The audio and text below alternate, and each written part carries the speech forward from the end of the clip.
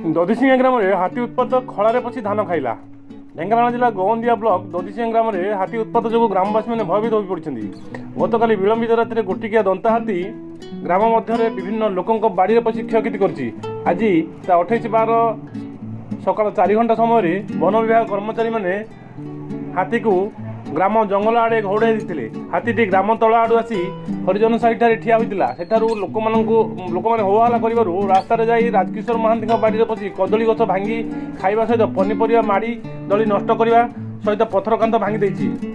सेठार हाथीटी जगन्नाथ महांती बाड़ी पशि कदली गछ भांगी खाई साही रास्त चंचला बेहरा बाड़ी नष्ट करी सेठारु जाई लंबोदर पड़ा पथर कांत भांगी खलारू धान खाइबा सहित बिंचिदेला।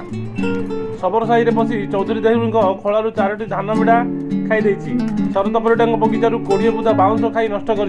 गाँ दाण्डे हाथी को लोक मैंने देखि भयभीत हो वन विभाग खबर देते।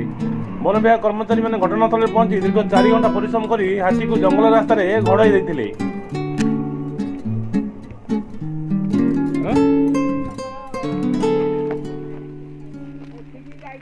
पादरा केते जीव ये तार बाट रेगुलर से आसो।